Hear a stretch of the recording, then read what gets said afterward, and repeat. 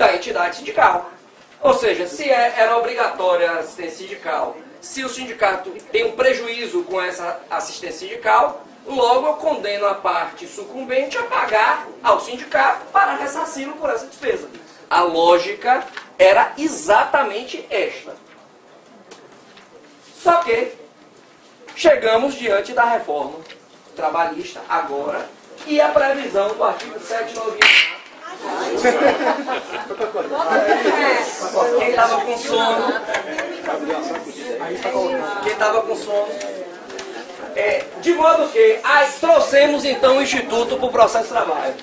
Enfim, não haverá mais dúvida, pelo menos por hora, enquanto a gente não sabe se vem a MP e já estão gestando um novo código, né? O processo, enfim. Não, a comissão acabou, mas eu soube. A ideia continua de pé. Não, eu soube, um amigo meu de Brasília disse, rapaz, está tramitando aí. Estão gestando um código do trabalho. E, na verdade, a lógica seria pegarmos fazermos... A lógica seria pegarmos a CLT, fazermos um arranjado com a CLT da forma que está, já com esse mecanismo da reforma, com as mudanças que estão aí, e fazer um código de processo de trabalho. Então, na verdade, já há nos bastidores de Brasília a notícia, não sei se é verdade, porque esse é bizu. É verdade. Na Comissão de Direitos Humanos do Senado. O senador está aí. Pronto. Então, eu tenho essa notícia de que aí está sendo gestado esses 2 diplomas que seriam para tentar corrigir os eventuais absurdos que foram feitos com a reforma, trazer outros institutos que me parecem que são importantes, mas enfim, a dinâmica é essa.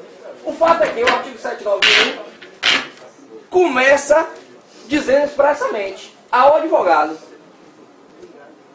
ainda que em causa própria são devidos honorários de sucumbência. Aí fixa entre 5 e o máximo de 15 sobre o valor que resulta da liquidação, do proveito econômico, ou não sendo possível sobre o valor da causa. São devidos nas ações contra a fazenda, inclusive quando substituída por sindicato da categoria. Ao fixar os honorários, ele indica os critérios. Na hipótese de procedência parcial, prevê a sucumbência recíproca. Vencido o beneficiário da justiça, ele trata especificamente do beneficiário da justiça. E, por fim, diz que são devidos honorários de sucumbência na hipótese de reconvenção. Aquilo que o CPC, só no artigo 85, tem mais de 20 parágrafos, tentou disciplinar. O nosso legislador trabalhista, o nosso legislador, no âmbito do processo de trabalho, pretendeu, em 5, disciplinar da mesma forma. Na verdade, mais do que isso, porque a previsão da gratuidade de justiça é no artigo 98, que nem no artigo 85 é em outro dispositivo do Código de Processo.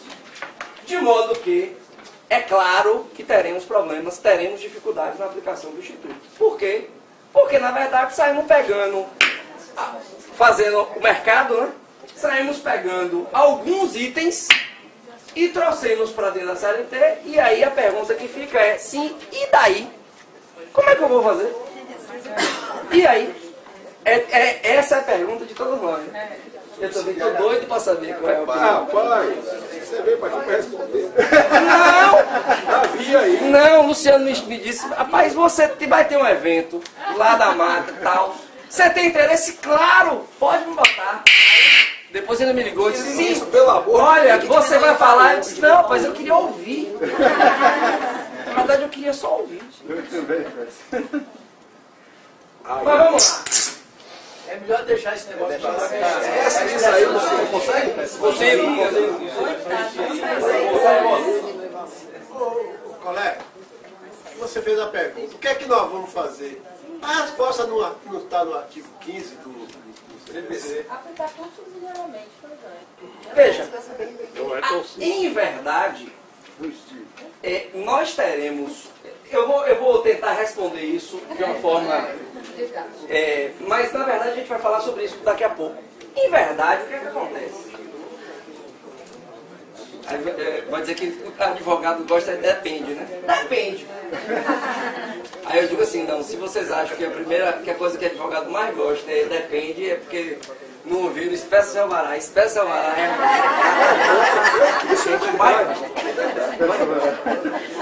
eu gosto muito mais do que depende. Muito mais. Mas a primeira questão que eu tenho aqui em relação à redação da reforma é que diz o seguinte: é do advogado, até aí está conforme a lógica empreendida pelo CPC, então está tranquilo. Agora, temos lá a previsão do parágrafo 2º que diz que entre o mínimo de 10 e o máximo de 20. Por que limitou a 15? Por que limitou em 15? Mas veja, eu não vou nem mais discutir isso. Vamos lá, eu acho que não tem nenhuma razão a discriminação. Na verdade, a discriminação ou é com a advocacia trabalhista, que diz que a advocacia trabalhista vale menos do que a advocacia civil, tributária, ou é um preconceito com a justiça do trabalho, que acha que nós somos menos do que o tributário, o eleitoral. As duas coisas. As duas coisas.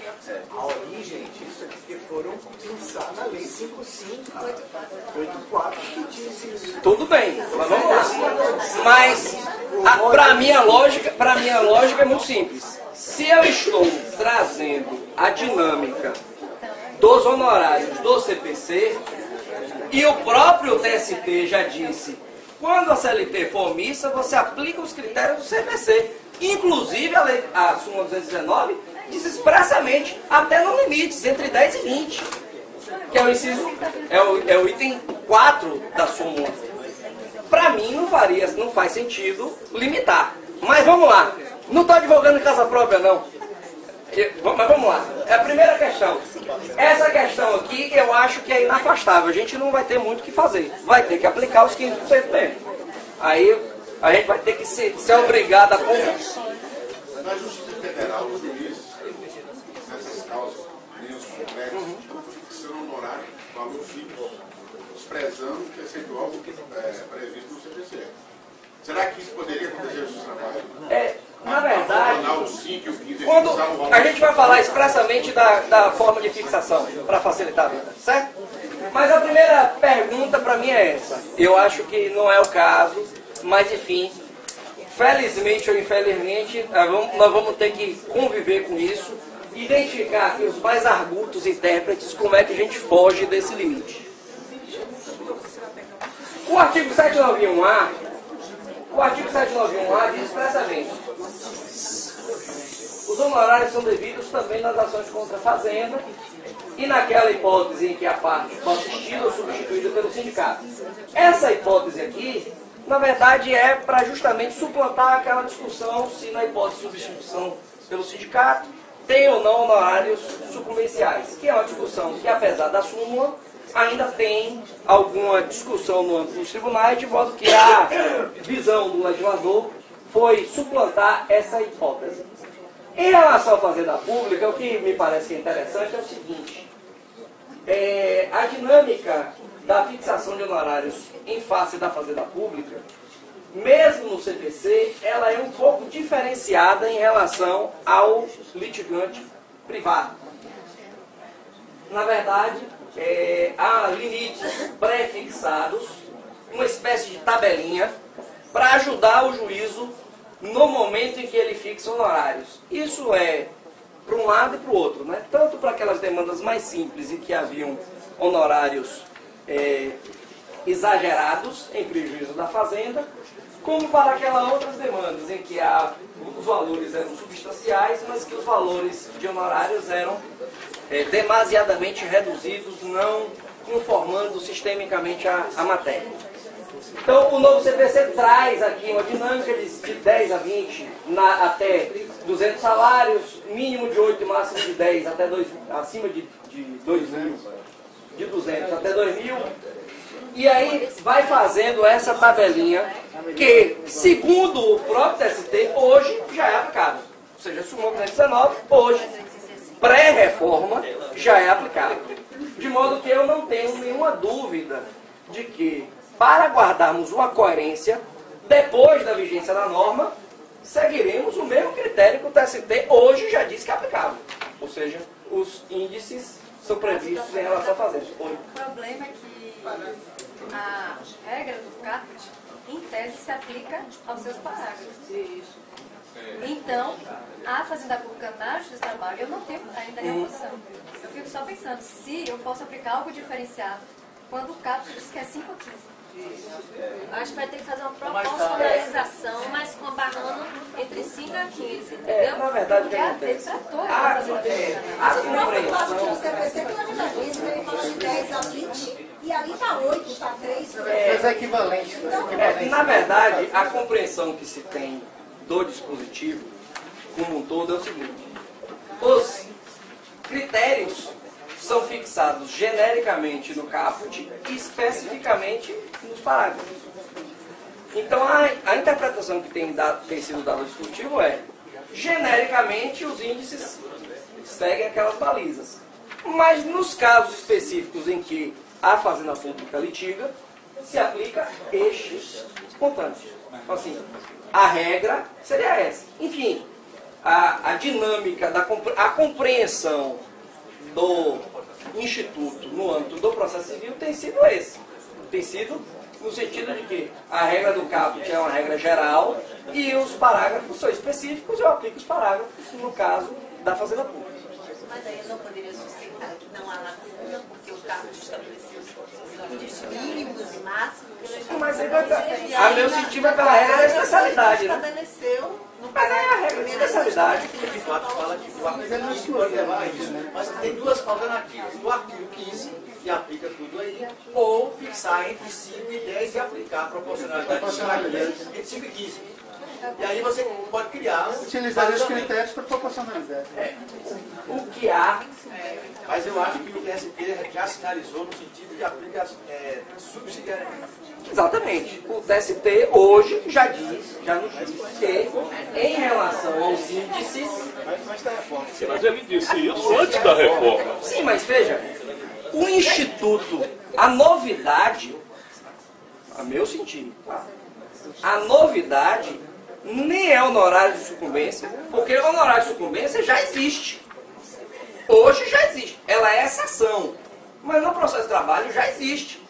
Já existe em rescisória, já existem demandas não de emprego, já existe na hipótese de litigância de má-fé, já existe em relação ao sindicato. Então, assim, é por isso que eu disse, na verdade, o sistema já comporta esse instituto. A novidade é que o que era uma exceção passou a ser regra. Então, como nós trataremos esta regra, é que me parece que há dúvida. Mas, no caso específico, o próprio TST já nos disse, antes da reforma, que em relação à Fazenda Pública eu vou aplicar os índices previstos no CPC. Mas eu não tinha, antes da reforma, um dispositivo legal que tratava, só tinha um dispositivo legal, que seria uma lei de passa, que seria a lei 554 para as licenças de serra gratuita. Então eu tinha total lacuna aqui. Agora eu já não tenho mais uma lacuna. E a questão aí é se é subsidiariedade com compatibilidade ou se é uma subsidiariedade. Além disso, é o velho problema. Além disso, a reforma depende. Vai ser o problema. Vamos tocar o barco. Além disso, a reforma veio para contrariar o TST. De lacuna ou de omissão, 99,9% vai estar no inciso 1. O parágrafo terceiro está muito bem. Então, praticamente tem outras. Vai cair no primeiro com um limite de 20% que é superior que está fixado lá, então é incompatível. Além de não ter omissão, há incompatibilidade. Que na verdade é isso. A premissa, para mim, é que foi o problema. Por isso é que eu questionei a questão do limite. Porque na verdade, assim, quando não se guardou a coerência sistêmica com os limites máximos, na verdade, essa dúvida aí, ela vai existir por quê? Porque eu estou dizendo que existem sistemas em que os litigantes são iguais, em que as disciplinas judiciárias são iguais, mas que os limites são diferentes. A resposta é outra. Porque percebam, imaginemos a seguinte situação. Eu sou servidor público, tenho direito ao adicional X, vínculo estatutário, reclamo na justiça comum. Meu limite é 1.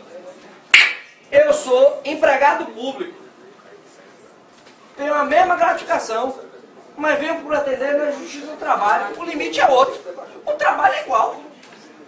Ou seja, esse problema decorreu justamente dessa limitação. Sistemicamente, não faz sentido a limitação. Na verdade, a limitação ele só vai gerar um complicador.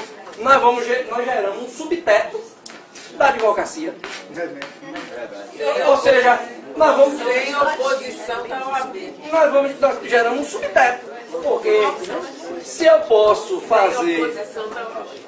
Perceberam? Ou seja, a limitação em 15%,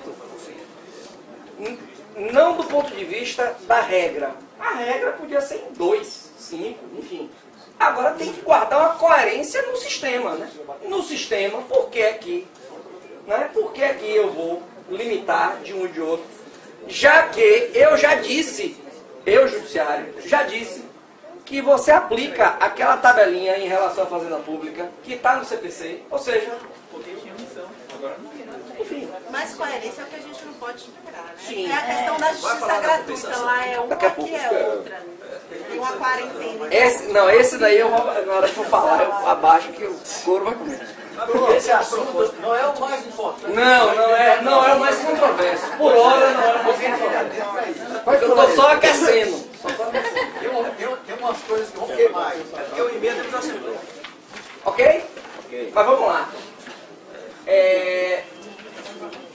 A previsão do artigo 791, parágrafo 2º, diz exatamente a mesma regra prevista no parágrafo 2º do Código Civil, do Código de Processo, atinente aos critérios que devem ser atendidos para a fixação dos honorários.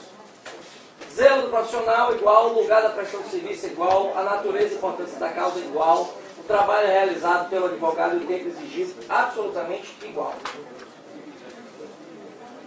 O fato que é interessante é que a definição na reforma, ela se limitou a tratar dessa perspectiva. E aí temos lá o parágrafo 8º do Código de Processo, que diz o seguinte: nas causas em que foi inestimável ou irrisório proveito econômico, ou ainda quando o valor da causa for muito baixo, o juiz vai fixar o valor dos honorários por apreciação equitativa, observado esses limites.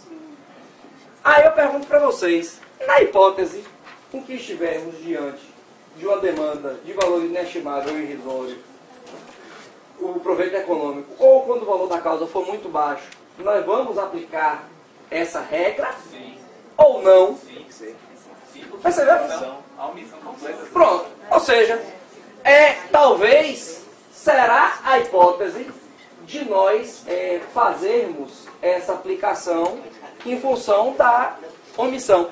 A questão da omissão é interessante pelo seguinte: às vezes nós temos as omissões gritantes, né? Que é uma dificuldade muito grande. Quando o legislador eventualmente não tratou, porque não queria tratar.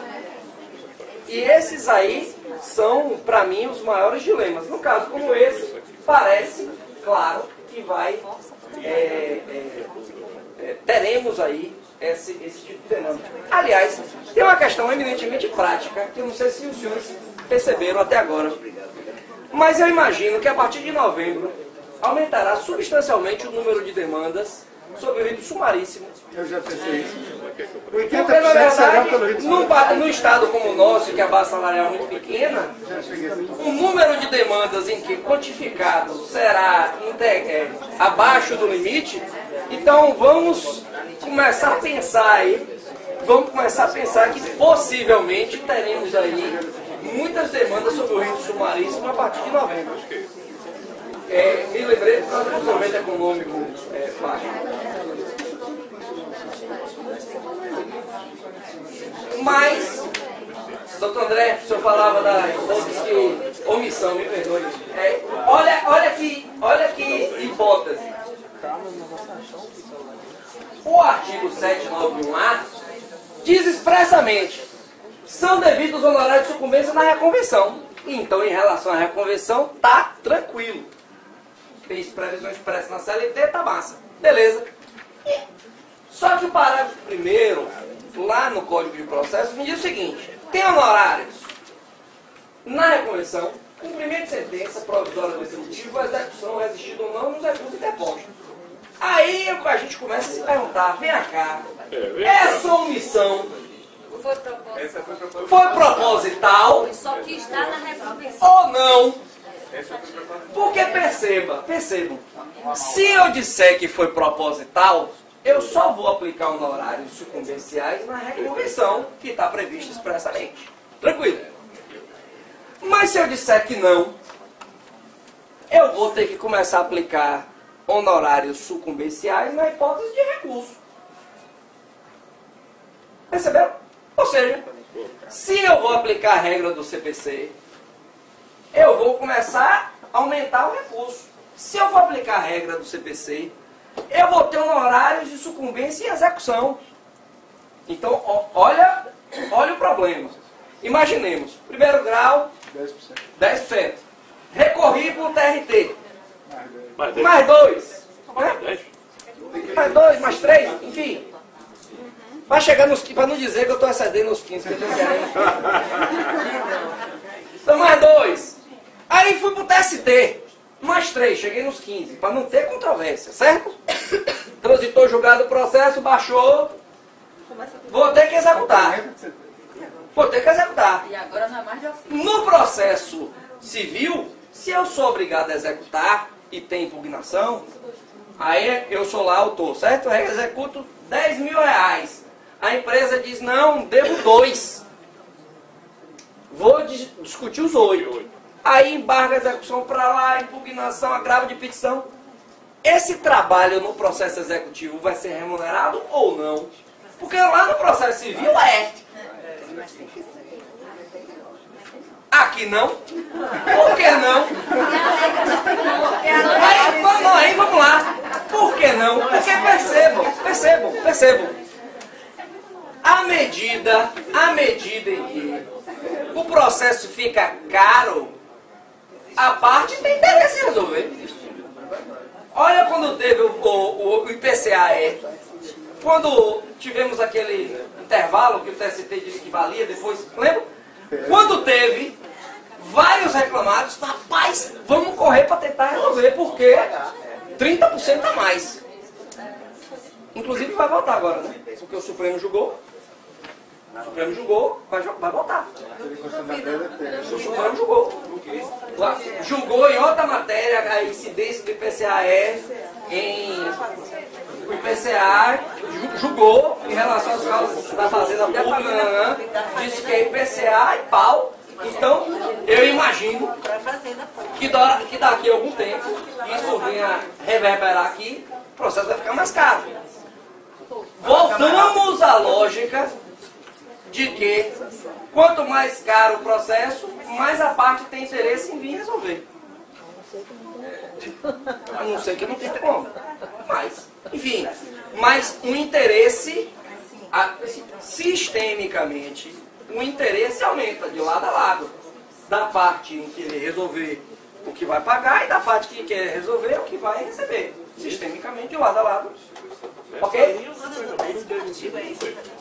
Esse é o artigo 85, parágrafo 1º. Ok? Então, percebam que essa dificuldade, eu me pergunto, nós não vamos aplicar essa regra não, em relação à execução? Nós não vamos aplicar diante da omissão, qual seria a incompatibilidade com o sistema? Porque percebam, mais do que nunca, doravante, nós estamos diante do seguinte dilema. nós vamos nos abraçar com a dinâmica do CPC no tocante às despesas processuais, ou nós vamos nos distanciar? Nós vamos nos encostar no CPC em relação aos honorários, ou nós vamos nos distanciar? Eu acho que essa discussão, essa dúvida, é o que a reforma trouxe como uma bomba para nós. Porque se aquilo que tínhamos por hábito está linearizado, doravante nós vamos ter que começar a pensar quais são as opções que nós queremos fazer.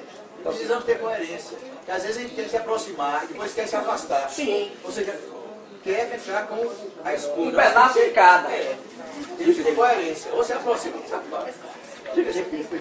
A propósito disso aí, eu tive a oportunidade de coordenar uma oficina no nosso último encontro, pegando exatamente esse tópico, dessa aplicação, que ficamos com a parte da execução. Discutimos lá se aplicaria ou não se aplicaria. E eu tive um entendimento, e esse foi quase pacífico, é que a omissão aí foi proposital. Tanto é que quando ele quis dizer que se aplicava, ele escolheu lá a reconvenção que está na fase de conhecimento e deixou a execução de fora. Agora, quanto a se aproximar ou não se aproximar, se a ideia do legislador fosse trazer a disciplina do CPC, era fácil. Era só remeter ao CPC. Não precisaria de ter que... É uma perspectiva. É uma perspectiva. Agora, de outro lado, eu faço uma leitura um pouquinho diferente. Eu diria o seguinte, de outro lado, vamos pensar o seguinte, a quem importa ou a quem beneficia só tendo a reconvenção? Ao réu. Ou seja, ao invés de eu estar estimulando a que o réu tenha interesse em resolver o processo, eu dei a ele a oportunidade dele reconvir e deduzir na reconvenção os honorários. Ou seja, ao invés... Porque para mim não é a hipótese de não aplicar. Porque, no final das contas, ao invés de estar estimulando a parte a litigar menos, eu estou litigando a parte a litigar mais. Basicamente, o que me parece ser uma omissão é isso. Mas, enfim, é algo a ser discutido e a ser pensado. Por que é que a gente não desestimula a execução? Por que a gente não desestimula recurso? Por que não desestimular? Para mim é ruim. Para mim, como advogado, é ruim. Décio, desculpe, mas eu vou discordar uma coisa com você. Eu acho que os colegas vão concordar comigo. Há muito mais hipótese de reconvenção naqueles casos de consignação de pagamento que o reclamante é quem está reconvindo uma reclamação. Colegas concordam? Então, o senhor está corretíssimo. Mas eu diria o seguinte, a lógica, nessa perspectiva, é verdade. Assim, há mais hipótese. A reconvenção é usualmente utilizada na hipótese de consignação de pagamento. Ótimo. Mas há o empregado, o trabalhador, não é obrigado a entrar com reconvenção. Ele pode entrar com a ação e pedir a distribuição por dependência, é igual. A1. A2. Quem é que usa a reconvenção? É o réu.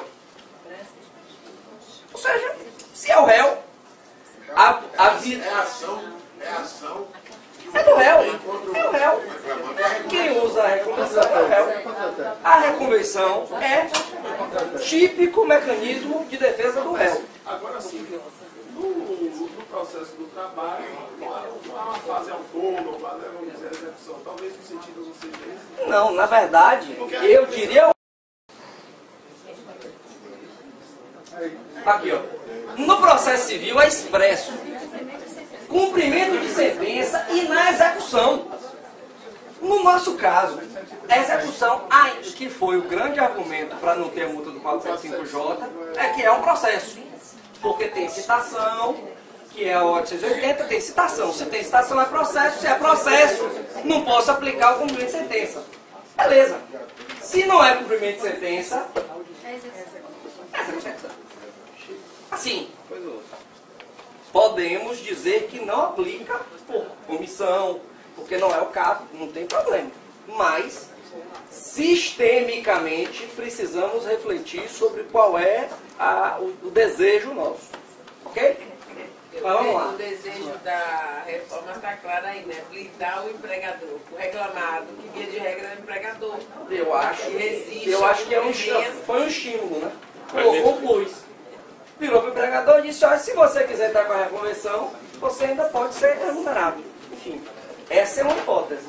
Sim, mas se a gente concluir que se aplica, havendo condenação contra esse empregador, haverá um horário da execução, sim, haverá um horário do trabalho, enquanto ele resistir. Se, é por isso que eu estou dizendo, nós estamos agora, neste momento histórico, diante de duas pistas. Estamos numa bifurcação. Se fizermos a opção por encostarmos no regime do CPC, que fica mais caro o processo, que tem uma série de questões, teremos uma perspectiva. Se não fizermos essa opção, teremos outra perspectiva. Aí, na verdade, é uma questão de interpretação do sistema. Isso aí é jurídico, entendeu? Essa interpretação, eu acho que é efetivamente o grande drama de vocês, né? Quando vocês sentarem na frente do computador, o drama vai ser esse. Qual o caminho? Eu vou por esse ou eu vou por outro? Enfim, eu acho que esse é o drama. Ok? Então, a hipótese de honorários recursais. Ou seja, o tribunal vai julgar o recurso, vai majorar os honorários, mas ele não vai ultrapassar os respectivos limites fixados. Essa é a disciplina do CPC. Aí eu pergunto, tem regra na reforma? Não.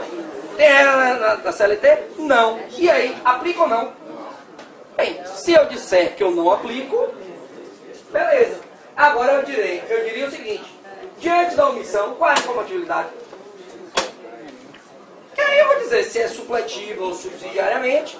Se você me disser, não, tem regra na CLT, mas não, então é subsidiário. Mas no caso específico aqui, tem regra? Não, é supletivo. Então nós vamos nos basear naquela disciplina de lá ou não? Eu acho que é mais uma vez a pergunta que nós precisaremos fazer.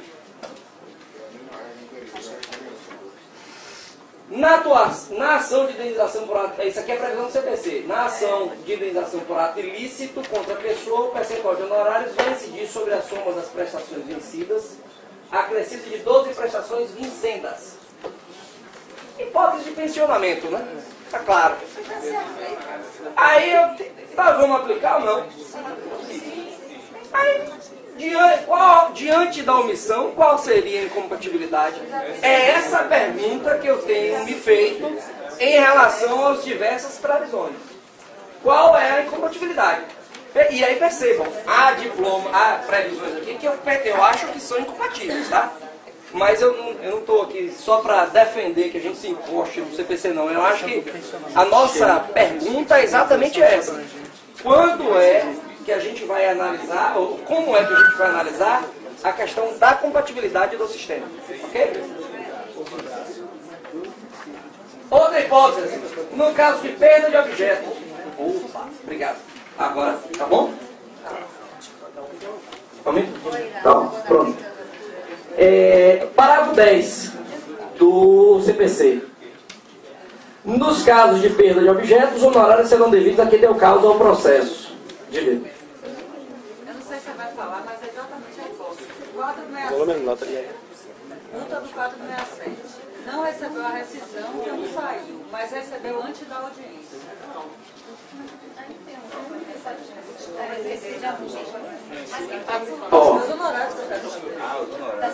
Ele ajuizou a ação. A multa. Quando ele ajuizou a ação, ele não tinha recebido a rescisão. Mas entre o ajuizamento da ação e a audiência inicial, ele recebeu a rescisão. Para mim, eu acho que não. Porque o cabimento da multa do 467, o fato gerador da multa do 467, é o não pagamento e a audiência. Sim, mas como é que ele ia adivinhar que não ia pagar? Se pagou antes. Não, já ajuizou, o empregado ajuizou a ação e não tinha recebido a multa. Quando ele ajuizou, ele pediu 467. O empregador chegou na audiência e pagou. Ou antes, um dia antes da audiência, e pagou. Como é que ele vai adivinhar que o empregador ia pagar quando ele Entendi. Pronto. Entendi. Tá, entendi. Perceba. essa discussão, a discussão sobre o 467, ela é interessante, porque na verdade a previsão do 467 é futura, né? Quando eu ajuizo a ação, eu nem tenho direito à multa do 467. Não é isso? Eu não sei se o cara pagou ou vai pagar, não é isso? E há uma discussão doutrinária até sobre a possibilidade do 467 ser pedido implícito. Ok? Ou seja... Por que era? Por que era? Quando era aquela previsão de salário devido em dobro, você precisava calcular. Pronto. Ou seja, o que é que eu acho?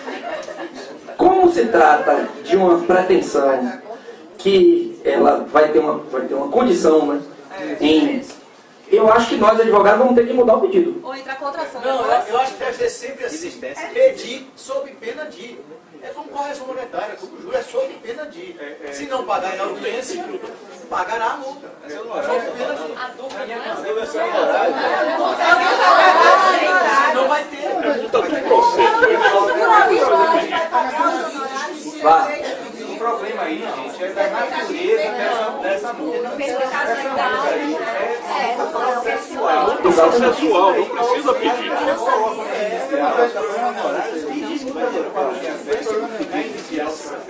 É a mesma coisa de pedir quando você faz uma fé. É igual, na realidade nunca tem sentido. Isso aí é uma multa processual de ordem pública.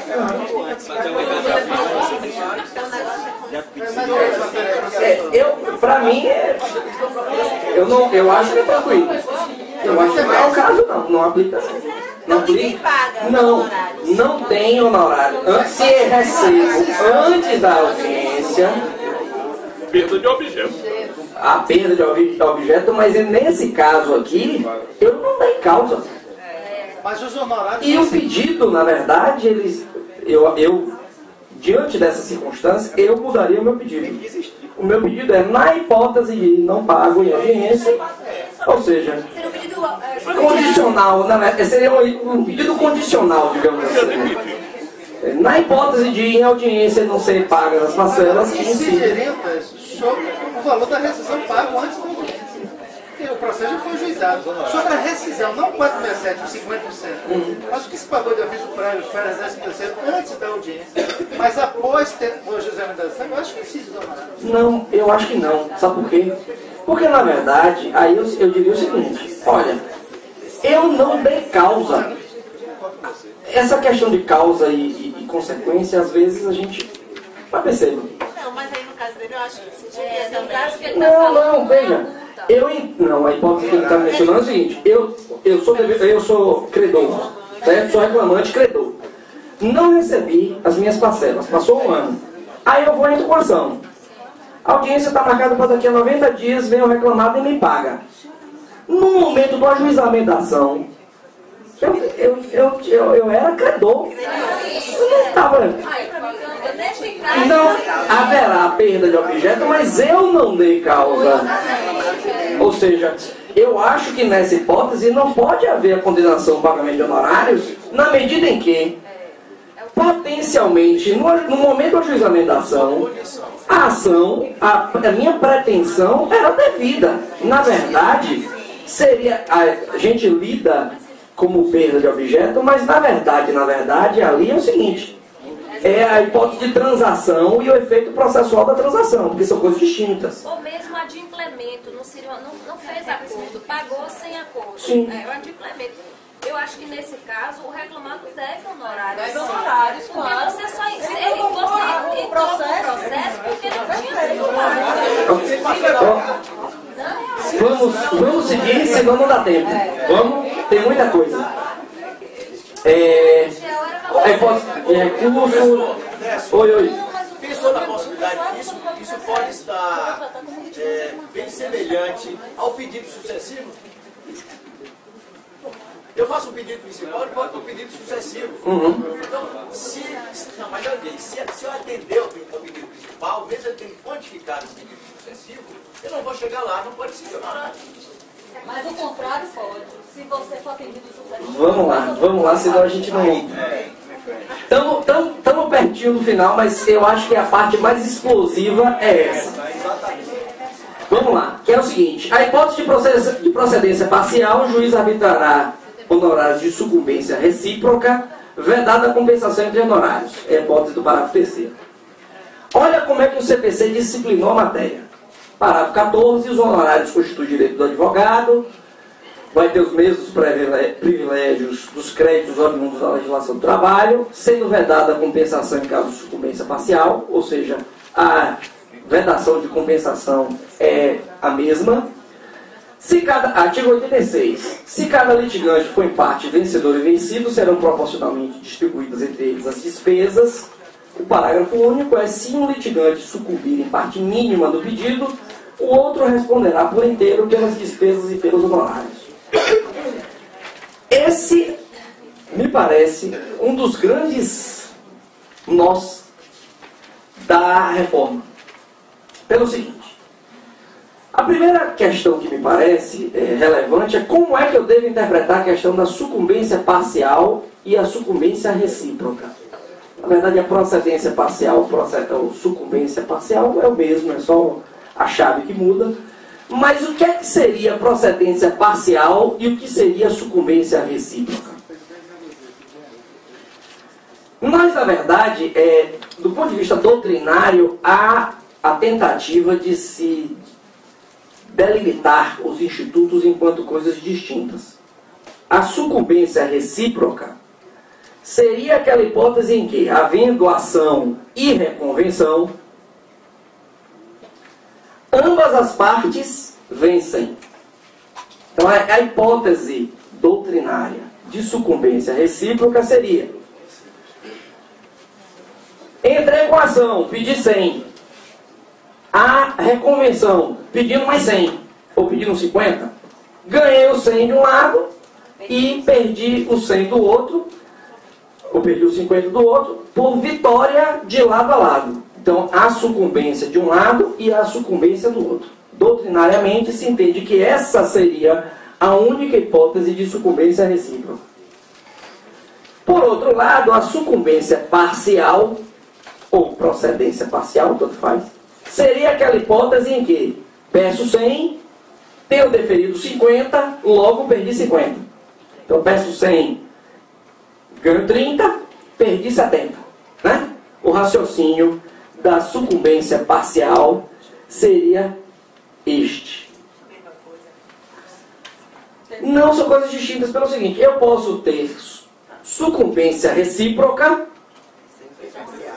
sem ter parcial. E eu posso ter sucumbência parcial sem ter sucumbência recíproca, basta que não tenha reconvenção. Então, assim, doutrinariamente seriam coisas distintas.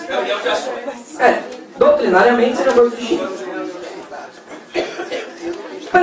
Percebam o seguinte: a lógica de que quem perde uma parte do seu pedido paga honorários, ela é quase sempre verdadeira. Porque o próprio Código diz que mesmo que eu seja parcialmente sucumbente, mas na hipótese em que essa sucumbência é em parte mínima, o outro vai responder por inteiro pelas despesas e pelos honorários. Ou seja, digamos que eu pedi 100, ganhei 95.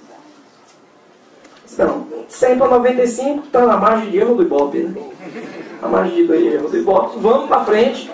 Quem ganhou, ganhou tudo. E quem perdeu, perdeu muito pouco. Eu desconsidero esta hipótese. De modo que, nos extremos, estamos numa situação de conforto. E quanto é que seria isso? Quanto é que seria a parte mínima do pedido? Depende do caso concreto. Na verdade, o juízo é que irá, a partir do caso concreto, identificar se aquela pretensão ela é mínima diante dos pedidos ou não. Ok? Mesmo no CPC. Você está falando de valores ou de parcelas? Porque no momento da sentença... Pronto. Essa a próxima questão. É exatamente essa a próxima questão. Que é o seguinte: mesmo o STJ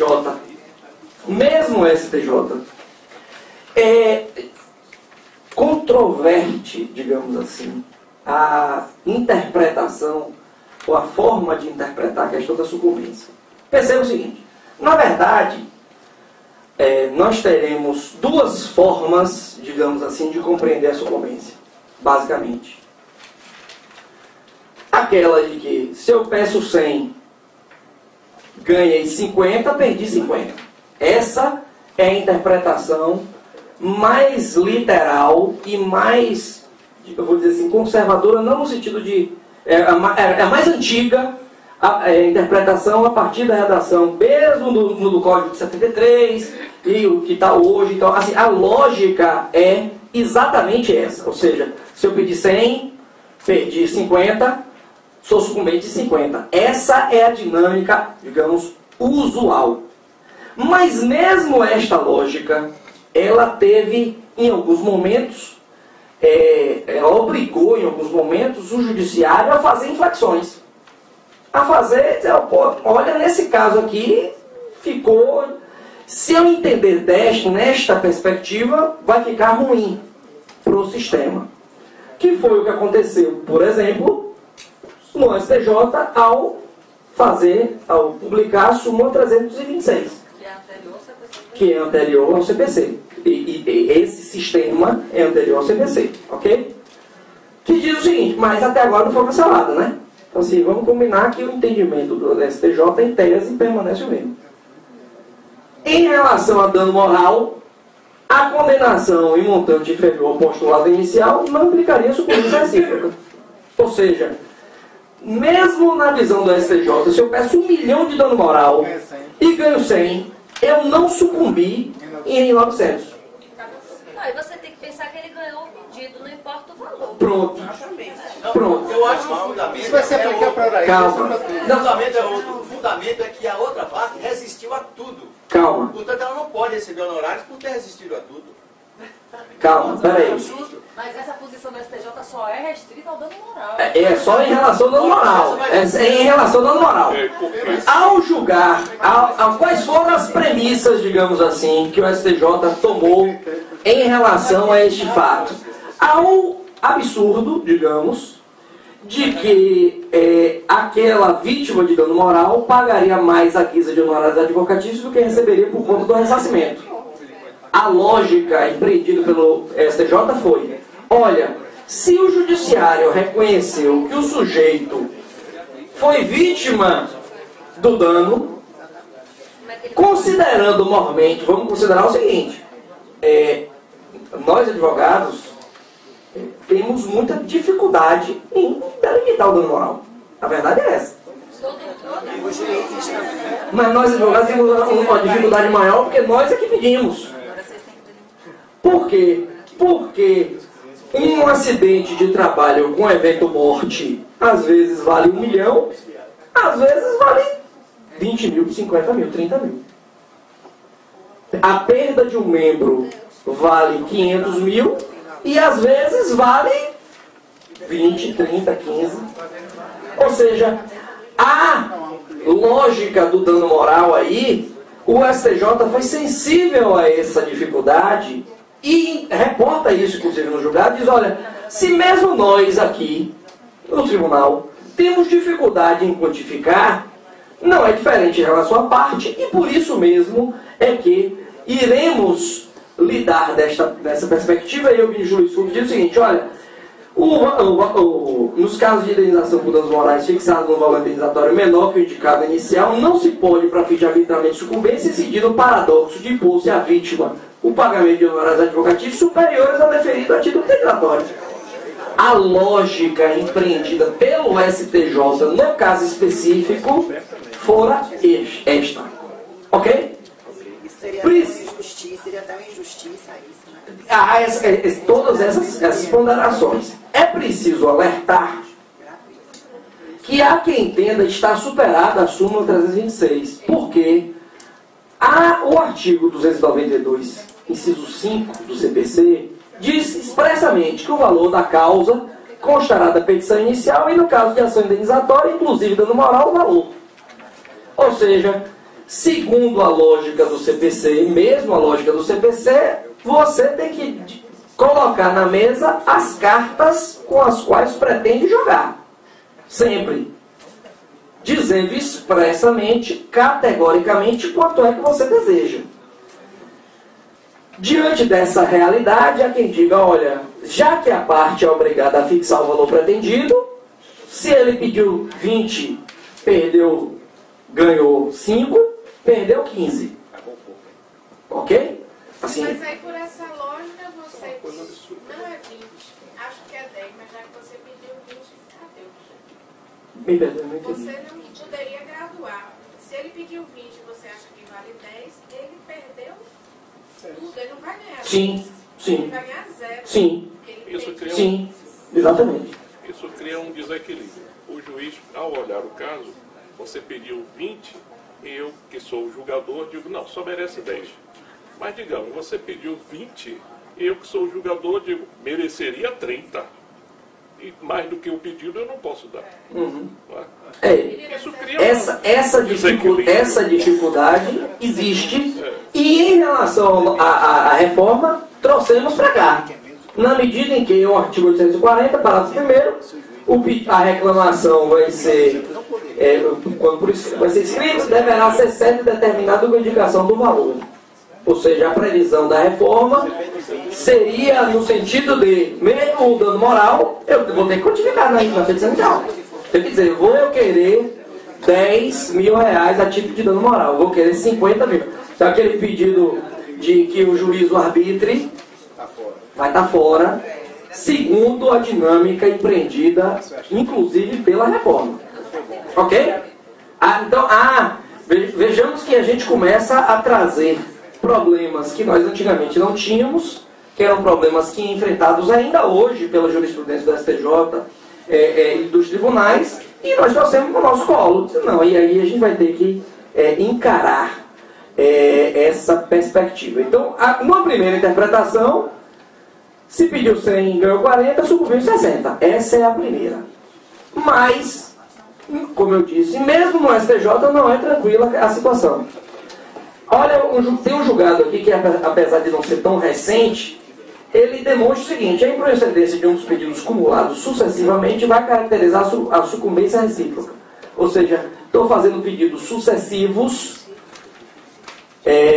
e na hipótese de pedido sucessivo se entende que a improcedência do primeiro vai implicar em sucumbência. Então aquela dificuldade narrada há pouco, o próprio STJ entende que há sim sucumbência.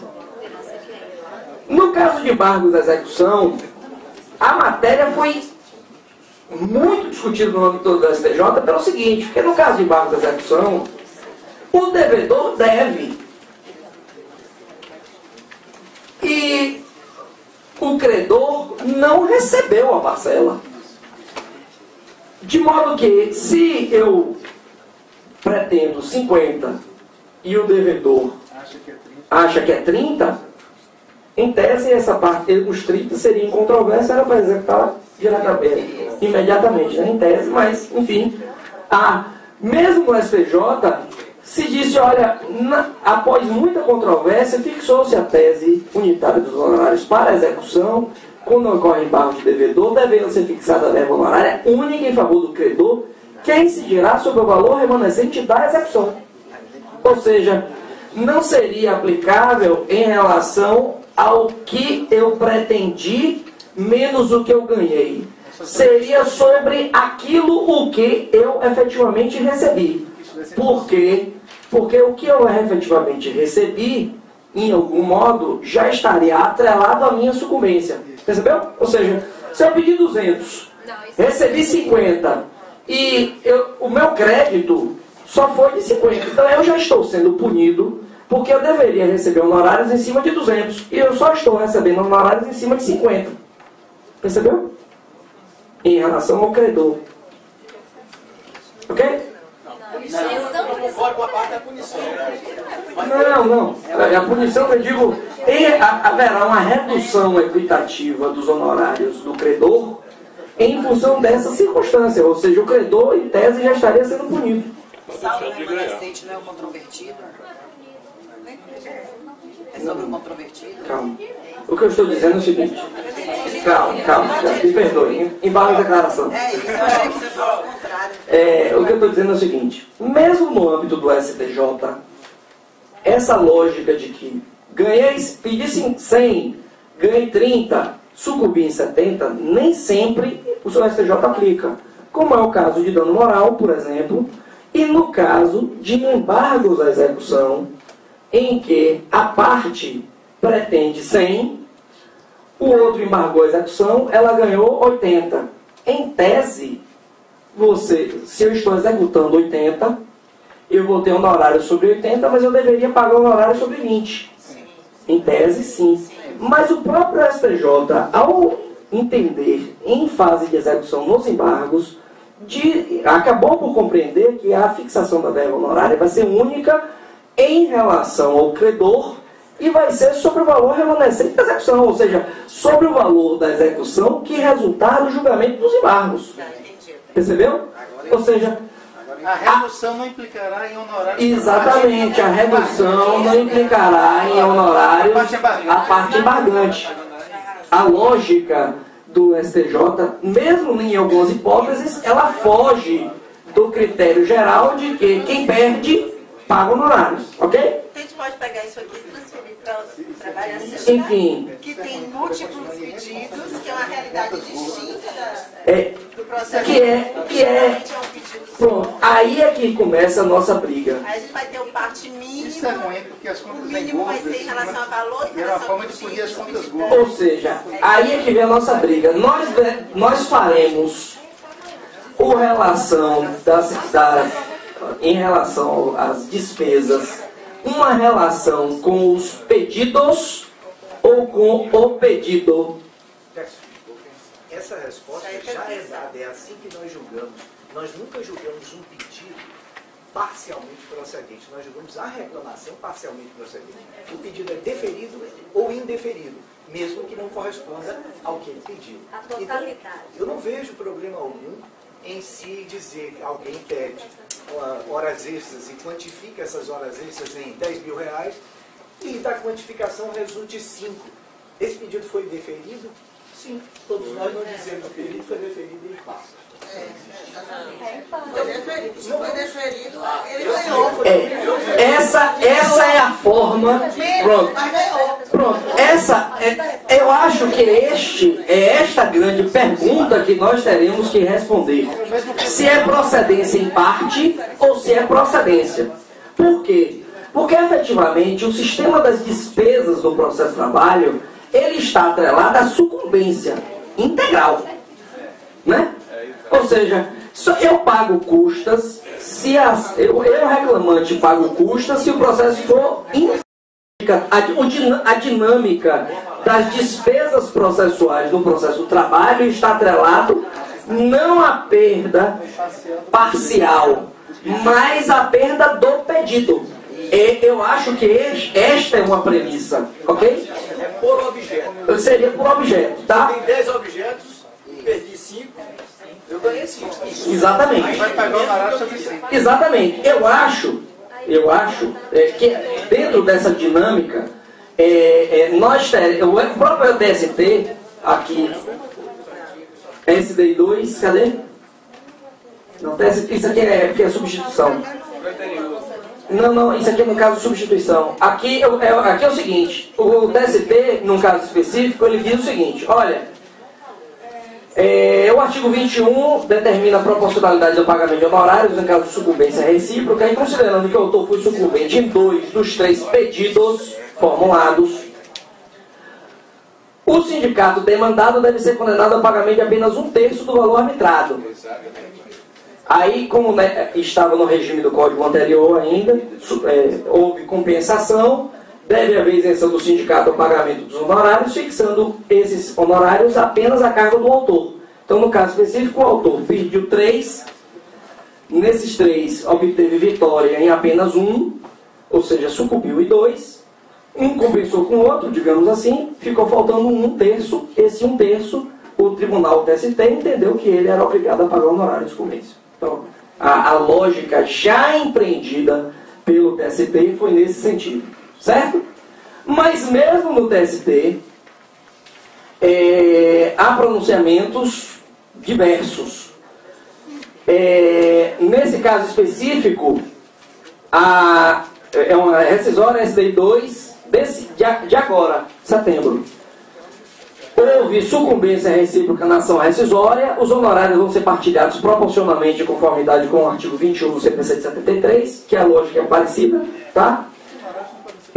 Mas, nesse caso, olha que interessante, ante a sucumbência recíproca em rescisória, vão ser partilhados proporcionalmente, conforme disposto no artigo tal, importe de 15% do valor da causa, 85% para o réu e 15% do autor.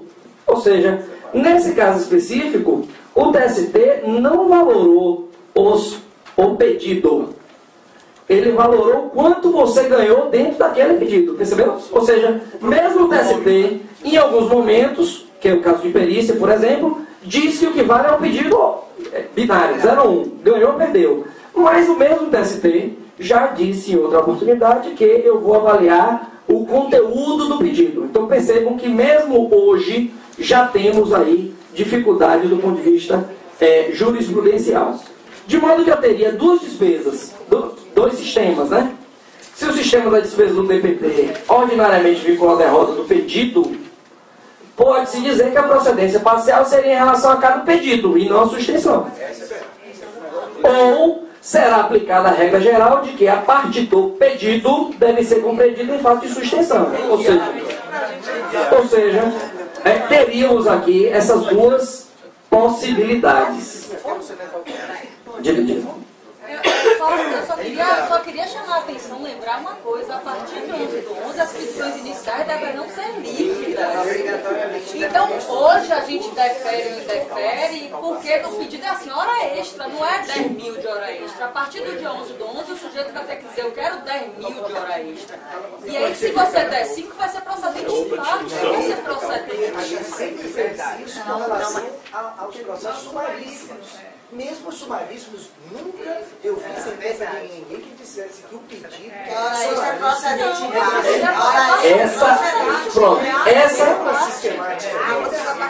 Essa é a pergunta.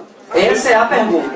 Eu acho que é exatamente essa a pergunta. Ou seja, ao fixarmos a despesa processual, honorários advocatícios, eu o farei diante da extensão do pedido ou não.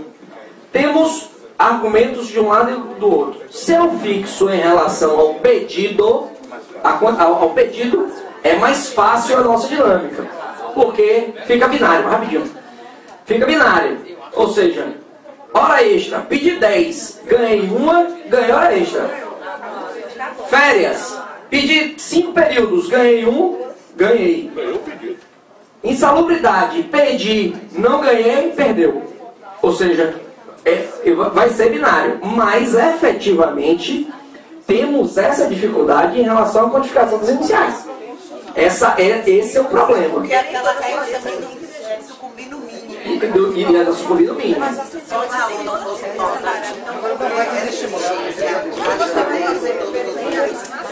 Na verdade, nós estamos provando, digamos assim, um pouquinho do nosso veneno. Porque eu diria que nós, ao não exigirmos desde sempre o valor da causa, né? O valor da causa sempre foi facultativo, então nós nunca atentamos para este fato, mas é algo que... Uma observação que me pareceu clara, quando você colocou o exemplo do pedido na rescisória, que o TST teria exigido, em verdade o pedido da rescisória é um pedido só, que é a rescisão da sentença. Sim. Então, continua sendo um pedido. Mas então por que exigência não valor agora? A decisão é de 2017. Refere-se ao CPC de 73. É porque essa rescisória foi de 2015, foi de antes do CPC de novo. Mas foi jogada agora. Então ela já disse, de que ele não aplica o novo CPC. Mas é uma LO. Ela foi julgada no tribunal, aí é uma LO. Quando o TPC foi julgada no tribunal, foi julgada que ela foi julgada no tribunal. Ok? Vamos lá que eu estou atrasado. Bora que eu estou atrasado. Vamos embora. Vou pedir devolução de prazo, devolução de extensão de prazo, né? O juízo pode aumentar o prazo nas hipóteses que... Muito obrigado. Mas vamos lá. Eu acho, assim, como advogado, eu preferia, digamos assim, que fosse no sistema de que pedi 10, ganhei... Pedi 10, ganhei 5, perdi na diferença, tem que pagar honorários. Eu acho que para os advogados é melhor. Mas para o judiciário não. Agora, eu acho que tem dois aspectos aí que para mim são muito importantes na interpretação desse sistema. Dois que são muito sintomáticos. Primeiro, o regime geral de despesas no processo de trabalho. O nosso regime geral de despesas, porque os honorários está no capítulo das despesas processuais. O nosso regime geral de despesas processuais está atrelado à lógica de se eu perco o pedido, eu pago. Essa sempre foi a nossa dinâmica. Nós estamos habituados a isso. É isso que nos conforma, digamos assim. É isso que a gente faz ordinariamente. E o segundo aspecto tem a ver com a gratuidade da justiça. Que na verdade eu deixei para o final, porque propriamente a gratuidade não tem relação nenhuma com honorários, né? São institutos completamente distintos. A gente só traz para a mesma realidade pela confusão que a Lei 5584 fez. Bagunçou o sistema porque trouxe a lógica dos honorários sucumbenciais apenas na hipótese da assistência judiciária pelo sindicato, aí deu uma embolada no nosso meio de campo. Mas, do ponto de vista sistêmico, são institutos distintos.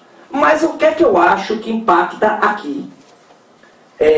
No que é que eu acho que a justiça gratuita impacta para nós? É que a justiça gratuita, no caso do processo de trabalho, ficou mais gravosa do que do processo civil. Ficou mais gravosa.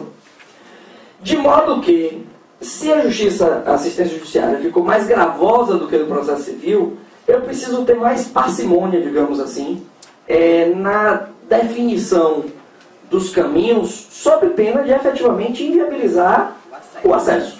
Aí eu acho que nós vamos ter que ter um pouquinho de calma nessa hora. Pelo seguinte, qual é a previsão da reforma? Vencido o beneficiário da justiça gratuita, desde que não tenha obtido em juízo ainda em outro processo créditos capazes de suportar a despesa, vai ser obrigado a pagar nos 2 anos subsequentes.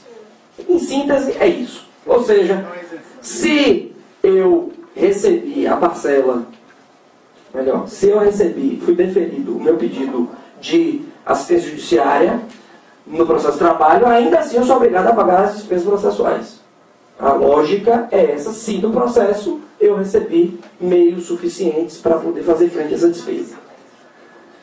No âmbito do processo civil, na verdade, essa questão está tratada em 3 parágrafos. E por isso, mesmo no processo civil, tem briga de foice. Mesmo no processo civil tem briga. Pelo seguinte, o parágrafo 2º do artigo 98 diz o seguinte: olha, a concessão de gratuidade não afasta a responsabilidade do beneficiário pelo pagamento das despesas ou honorários.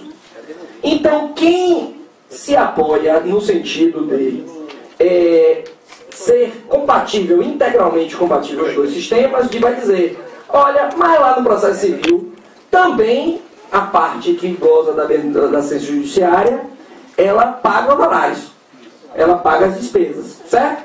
Ela não afasta da responsabilidade. Há quem diga, mesmo no processo civil, seja por força do parágrafo 3º, seja por força do parágrafo 5º do artigo 98, que, mesmo na hipótese de beneficiário da assistência judiciária gratuita, o beneficiário ele vai ter suspensas as obrigações, e aqui tem a previsão da suspensão, mas no prazo de 5 anos. Mas o parágrafo 5º diz o seguinte, que a gratuidade ela pode ser concedida em relação a algum ou todos os atos processuais pelo juízo.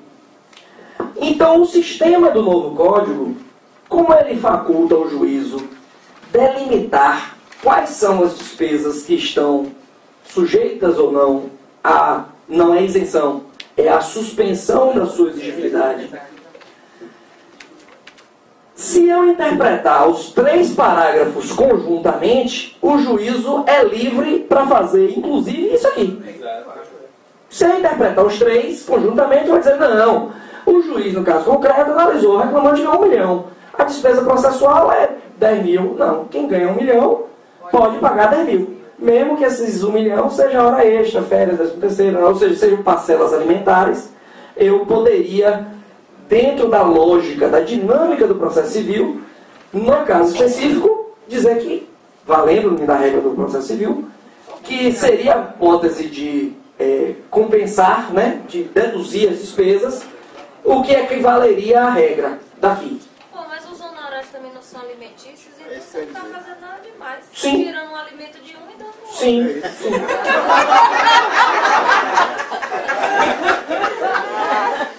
A interpretação dada no âmbito do processo civil tem, às vezes, passa por 2 hipóteses. Uma, não, os honorários não são responsabilidade, são responsabilidade porque o parágrafo 2º diz que não afasta. Então, se não afasta, mesmo a gratuidade de justiça não afasta, independente de decisão judicial ou não, vida segue, vou cobrar do beneficiário os honorários de sucumbência. Quem interpreta os 3 dispositivos juntos dirá o seguinte, olha, já que cabe ao juiz analisar no caso concreto se é o caso ou não de deduzir a parcela, eu, juízo, digo que nesse caso tem que pagar honorários. Ou eu, juízo, digo que nesse caso específico, mesmo sendo beneficiário da justiça, não vou condenar o pagamento de honorários. Então esse seria o panorama. Então não é difícil se analisar, por exemplo, jurisprudências dos tribunais, STJ, dos TRF, dizendo, ó, sendo beneficiário da justiça gratuita, não deve pagar honorários na forma do parágrafo 2º do artigo 98, ponto. Vida seguiu. E outros que dizem, olha, mesmo sendo beneficiário da assistência judiciária, vai pagar honorários porque, a primeira hipótese é do parágrafo 3º e 5º, a segunda agora, que é do parágrafo 2º, ou seja, mesmo beneficiário, o benefício da assistência judiciária não isenta do pagamento de honorários, então não condena, ok? Então há essa possibilidade binária, digamos assim, no âmbito do processo civil. Que é mais uma dificuldade que nós teremos que enfrentar aqui no nosso dia a dia. Enfim. Em relação aos honorários, como eu já disse, o litigante de má-fé, ele tem já hoje a possibilidade de ser condenado. No caso de alimentos, que foi me socorrer em relação à possibilidade de eu fazer, por exemplo, a penhora de parcela alimentar para o pagamento de parcela alimentar. Então, no caso é possível a constrição de vencimentos para o pagamento de honorários advocatícios no processo civil. Também em relação ao próprio STJ, ele entende que é possível, sim. E aqui para a gente acabar. Em relação à aplicação intertemporal da lei. E, na verdade, nós temos aí 2 questões, né? Eu irei aplicar o regime das despesas processuais e dos honorários exclusivamente para as demandas ajuizadas a partir da vigência da lei, ou eu irei aplicar essa regra, essa dinâmica, para os processos que foram apresentados antes e sem sentença prolatada. O Supremo, lembram que eu falei lá que o Código de 39 não previa, o Supremo, quando daquela lei, que é a Lei 4.632, que alterou o Código, e percebam, estamos diante de hipótese bastante equivalente. Não tinha no CPC e passou a ter. O Supremo tem uma súmula que está até hoje, que é a súmula 509. É uma súmula que, pelo fato de não reportar ao assunto, a gente não presta atenção a ela, mas a súmula diz, a Lei 4632 que alterou o artigo 64, aplica-se aos processos em andamento nas instâncias ordinárias. Ou seja, segundo o entendimento do Supremo, não importa se eu ajuizei a pretensão antes da vigência da lei ou depois da vigência da lei, eu irei aplicar o Instituto dos Honorários às demandas em curso, desde que estejamos diante das instâncias ordinárias. O STJ e o próprio TST já teve a oportunidade de se pronunciar, mas eu não trouxe aqui para não alongar ainda mais, que a gente já está atrasado, na hipótese da aplicação intertemporal da Lei 13.015, no aspecto recursal, em relação aos efeitos e tal. O STJ diz o seguinte: olha, em relação à aplicação, inclusive de honorários, eu irei observar o critério legal vigente à época da prolação da sentença. Por quê? Porque até antes da sentença ninguém sucumbiu. Só a sucumbência no ato da sentença, quando o juízo analisar. Quando o juízo analisa, eu sucumbi ou eu venci. De modo que o próprio STJ, além do STF, dizem o seguinte: olha, eu vou aplicar a regra de acordo com a lei em vigor na data da sentença. De modo que, se eu ajuizei uma ação no ano passado, tem carta precatória, não sei o que, vou julgar em dezembro, eu vou aplicar. Eu nem sonhava, mas vou ter que aplicar, segundo essa compreensão, tá? Mas os senhores estão dizendo, pô, mas aí, surpresa, violação da surpresa, né? Mas o próprio novo código proíbe a decisão surpresa, artigo 10. E lá, olha, o juiz não pode decidir em grau algum de jurisdição com base em fundamento a respeito do qual não tenha dado às partes a oportunidade de se manifestar, ainda que se trate de matéria sobre a qual deva decidir de ofício. Eu vou chegar lá e fale sobre o honorário de sucumbência. Exatamente. Não, o que eu acho que... Alguém quer desistir de alguma coisa. Na verdade, veja bem, tentando dar coerência ao sistema, me parece que em relação aos aspectos processuais da reforma, que na verdade são os que eu mais estou preocupado, porque mudou significativamente um monte de coisa e a gente ainda está com muita dificuldade de assimilar essas mudanças. Eu acho que para evitar a decisão surpresa, o juiz tem que intimar as partes. Dizer, olha, diante da vigência da lei,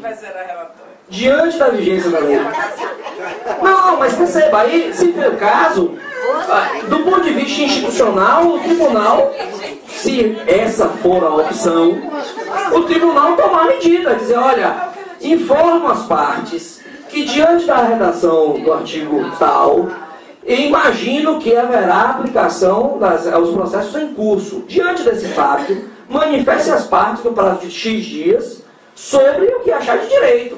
Se querem conciliar, se quer desistir, se querem compor, enfim. Aí, renunciar, enfim. Eu acho que, do ponto de vista sistêmico, é o mais adequado. Agora, se isso é factível, é outra história. Mas a minha data, desde que foi aprovada, eu botei isso, gente. Todo mundo avisado lá. Mas o Instituto é surpreendente, não? Como até falou aí, dentro do sistema, aplica-se desse jeito. Quantas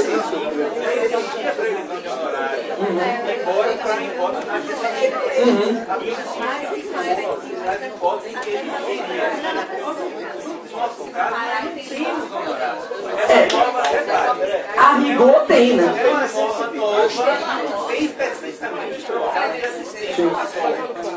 Agora a gente tem uma norma que vai completamente sistemática.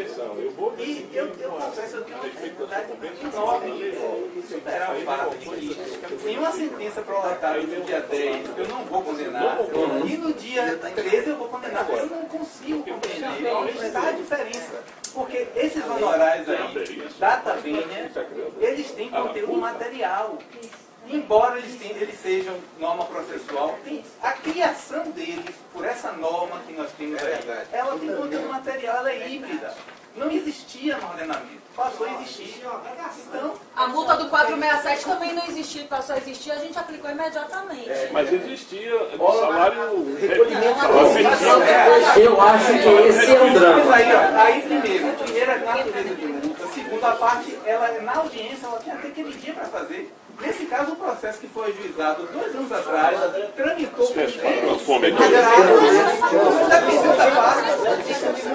Vamos lá, para concluir. O que é que eu acho? Eu acho que, diante da reforma, teremos muitas dificuldades. Muitas.